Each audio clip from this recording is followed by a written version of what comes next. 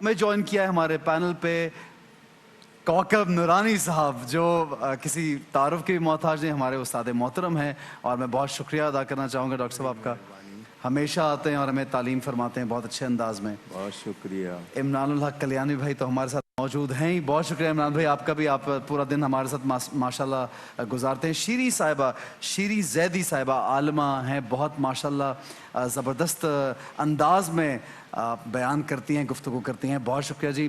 چونکہ عید جو ہے وہ بالکل جیسے کہتے ہیں نا سر پر ہے چند ہی دنوں میں انشاءاللہ. نیکی کمانے کی ایک دوڑ ہے رمضان المبارک میں، جبکہ رمضان کے علاوہ بھی نیکیاں تو کمانی ہی چاہیے، لیکن خاص طور پہ کیونکہ کئی فولڈز زیادہ نیکیاں ملتی ہیں اس ماہ میں، تو لوگوں کی کوشش ہوتی ہے زیادہ سے زیادہ فطرہ کی. جب ہم بات کرتے ہیں کہ نماز سے پہلے ادا کر دیں اور لوگوں کی ضروریات کا خیال رکھیں، اس کے بارے میں علامہ صاحب میں چاہوں گا آپ تعلیم دیجئے لوگوں کو. بسم اللہ والحمد للہ والصلاة والسلام علی رسول اللہ. ہمارا دین ہمیں یہ سکھاتا ہے کہ ہم اپنے ساتھ لے کر سب کو چلیں. جو کمزور ہیں ان کو بھی دنیا کی زندگی کی دوڑ میں شامل کریں. کچھ کو اللہ تعالیٰ نے دینے والا بنایا تو کچھ کو مستحق بنایا تاکہ ان کو دیا جائے. اس حوالے سے تفصیل میں جائے بغیر عرض کروں گا، حضور صلی اللہ علیہ وسلم نے اعلان فرمایا ہر آزاد چھوٹے بڑے پر صدقہ فطر واجب ہے. بے شک ٹھیک ہے. مال پر زکوٰۃ ہوتی ہے، وہ زکوٰۃ جو ہے وہ مال پر، ٹھیک ہے. فطرہ افراد پر ہے. صحیح. ہر وہ شخص جس نے زکوٰۃ دینی ہے، جس پر زکوٰۃ دینا لازم، اس پر صدقہ فطر دینا بھی لازم. صحیح. اپنی طرف سے اور اپنی کفالت میں جتنے، اس کا اگر دودھ پیتا بچہ بھی ہے تو اس کی طرف سے بھی دے گا. روزے نہیں رکھے ہیں تب بھی دے گا. صحیح. اچھا، صدقہ فطر کے حوالے سے دو باتیں بتائیں. ایک تو یہ کہ روزے کی حالت میں منہ سے کوئی غلط کلام نکل گیا، اس کی صفائی ہو جائے گی. ٹھیک ہے. اور مستحق لوگوں کی مدد ہو جائے گی تاکہ وہ بھی عید کی خوشیوں میں شامل ہو جائیں. تو پہلے روزے سے آپ عید کی نماز سے پہلے تک کسی وقت دے سکتے ہیں. ٹھیک ہے. پہلے دن بھی دے سکتے ہیں، ٹھیک ہے، اور آخری روزے میں بھی دے سکتے ہیں. اب اس میں جو اصل بات کرنی ہے وہ یہ کہ ہر کوئی اپنی حیثیت کے حساب سے دے. مثلاً ایک آدمی تندور سے روٹی لے کے کھاتا ہے تو اس کو تو میں کہوں گا وہ 2 کلو آٹے کی دے دے. صحیح. لیکن ایک شخص کے ٹیبل پہ 2 ڈشیں بنتی ہیں، اسے کہوں گا جو کے حساب سے دے. ٹھیک ہے. لیکن ایک کے ٹیبل پہ کراکری 4 قسم کی ہے اور زیادہ لگژری ہے، بالکل وہ اپنے حساب سے اپنی، یعنی جتنی آپ کی حیثیت ہے اس حساب سے جتنا زیادہ دیں گے اتنا اچھا ہے. بے شک. ٹھیک ہو گیا جی. کال شامل کریں گے آڈینس میں سے. اگر کسی کے پاس کوئی بھی سوال ہے، ہماری آڈینس پوچھنا چاہتی ہیں، علماء کرام موجود ہیں، تو سوال آپ پوچھ لیجئے. یہ سامنے خاتون ہاتھ اٹھا رہی، پلیز ان کو مائک دیجئے.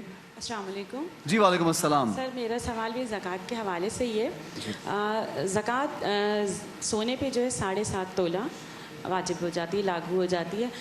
اور دوسری طرف کچھ کنفیوژن ہے مجھے کہ 52.5 تولہ چاندی کے برابر آپ کے پاس رقم ہو یا کوئی اور مالیت ہو یا چاندی ہو تو اس پر زکوٰۃ لاگو ہے. کیا ایسا ہے کہ سونا ہمارے پاس کم ہو لیکن اس کی مالیت 52.5 تولہ چاندی ہے، تو کیا اس سونے پر زکوٰۃ لاگو ہوگی؟ آپ کے اس سوال کو بہت پہلے ہم بیان کر چکے. اصل میں ایک زمانہ تھا 52.5 تولے چاندی اور 7.5 تولے سونا ایک ہی رقم میں آتا تھا. پھر سونے کی قیمت بڑھنی شروع ہو گئی.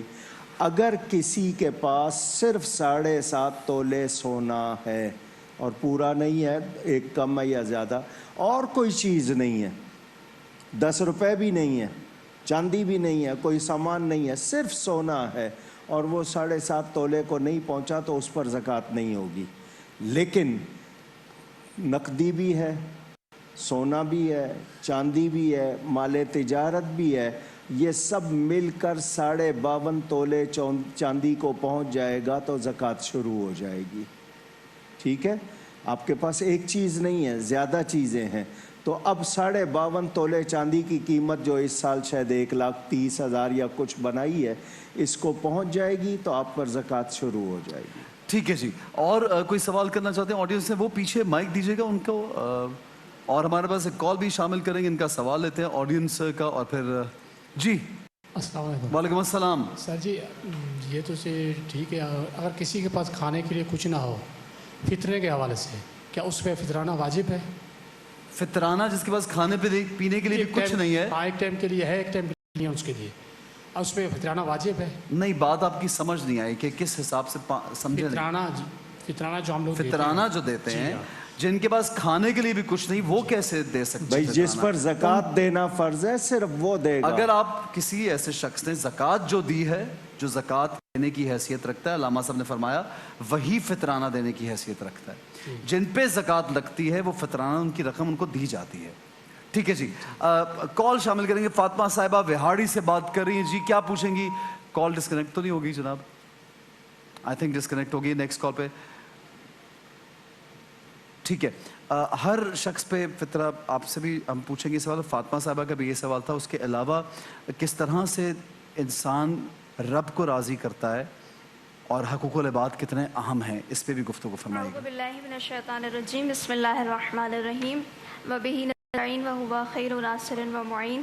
بڑی پیاری گفتگو ہے اور بہترین پینل ہمارے ساتھ ہے. اس وقت مفتی صاحب بھی موجود ہیں. اور ظاہر ہے جیسا کہ آپ کا سوال تھا کہ مخلوق کو کتنا راضی کرنے کی ضرورت ہے, تو ماہ مبارک رمضان پروردگار عالم کا خاص مہینہ کہ جس میں رب جو ہے وہ انسان کے لیے میزبان ہے اور بندہ مہمان ہے. اور جب خداوند عالم اپنی جانب کسی انسان کو بلانا چاہتا ہے نا, تو سب سے پہلی چیز یہ ہے کہ اس کے دل میں اپنے مخلوق کی محبت کو ڈالتا ہے. تو یہ بہت زیادہ امپورٹنٹ ہے. اور میں یہاں ایک اور چیز بیان کرنا چاہوں گی, جیسے کہ آپ نے ابتدا بھی فرمایا تھا کہ جس انداز سے ماہ مبارک رمضان گزرتا ہے تو ہم دیکھتے ہیں وہ نیکیاں اور اس کا جذبہ کم ہو جاتا ہے. لیکن میں یہاں روایت پیش کرنا چاہوں گی آپ کی خدمت پہ. جب جناب موسیٰ علیہ السلام کوہ طور پر گئے تو اللہ نے کہا کہ اے موسیٰ, جب آپ جائیں زمین پر تو میرے ایک بندے سے کہیے گا کہ ہم نے اسے ایک بہت بڑی سزا دے رکھی ہے. تو جناب موسیٰ سوال کرتے ہیں کہ پروردگار تو نے اسے کیا سزا دے رکھی ہے؟ مالی اعتبار سے یہ بہترین ہے, اس کے پاس ساری چیزیں میسر ہیں اور اسے کوئی بیماری نہیں ہے, تو یہ ساری چیزیں وہ ہیں جو اس کے پاس ہیں, تو ہر اعتبار سے یہ اوکے ہے. اور ہم یہ بھی دیکھتے ہیں کہ آج دنیاوی اعتبار سے بھی یہی ہوتا ہے کہ جس کے پاس سب کچھ ہے ہم سمجھتے ہیں یہ واقعاً اللہ کے بہت زیادہ نزدیک ہے. لیکن خداوند عالم سے جب حضرت موسیٰ علیہ السلام نے سوال کیا کہ پروردگار یہ کیسے ہے, یعنی یہ ہر چیز اس کے پاس میسر ہے, تو خدا کی آواز آئی کہ اے موسیٰ یاد رکھو ہم نے اسے بڑی سزا دے رکھی ہے, اور وہ بڑی سزا یہ ہے کہ ہم نے اس سے اپنی عبادت کی لذت کو چھینا ہوا ہے, اور ساتھ میں مخلوق کی محبت اس کے دل میں نہیں ہے. اسے اللہ کی راہ میں چیریٹی کرنا اچھا نہیں لگتا. یعنی یہ جو چیز ہے نا یہ سب سے زیادہ امپورٹنٹ ہے. اگر ماہ مبارک رمضان میں ہمیں یہ ساری چیزیں میسر ہیں, ہمیں مزہ آتا ہے خدمت خلق کا اور ان تمام عبادات کا, لیکن ماہ مبارک رمضان گزر جانے کے بعد سب سے زیادہ امپورٹنٹ چیز یہ ہے کہ ہم اب بھی ان تمام چیزوں میں اس لذت کو محسوس کریں. اور یہاں میں ایک اور جملہ پیش کرنا چاہوں گی چوتھے امام سید الساجدین امام زین العابدین علیہ الصلوۃ والسلام کا. آپ نے فرمایا, آپ کی ایک دعا کا جملہ ہے بڑا پیارا, یا الہی من ذا الذی ذاق حلاوت محبتک فرام من کا بدلا. اے خدا جسے ایک بار تیری محبت کا مزہ آ جائے, واہ واہ واہ, پھر وہ تیرا در چھوڑ کے جاتا نہیں جاتا. لہٰذا یہ مزہ جو ہے ہمیں لذت جو ہے رمضان میں نہیں, یہ لذت رمضان کے بعد بھی جاری رکھنی چاہیے.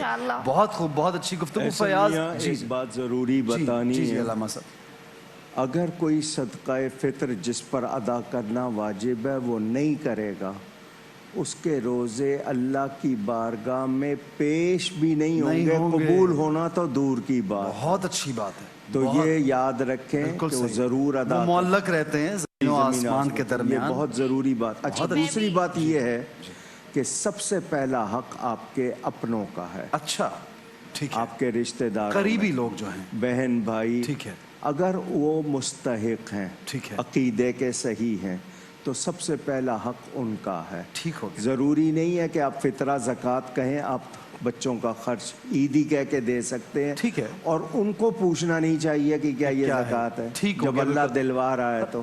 علامہ صاحب جو آپ کے جیسے آپ کے کام کرنے والے ہیں، آپ کے گھر میں ملازمین یا چوکیدار، وہ تو افورڈ نہیں کر سکتے، آپ ان کی طرف سے بھی آپ کو دینا چاہیے۔ اگر ملازم آپ کا پرماننٹ گھر میں رہتا ہے، ٹھیک ہے، رہائش اس کی آپ کے پاس ہے تو اس کا بھی ٹھیک ہے جی، بالکل جناب۔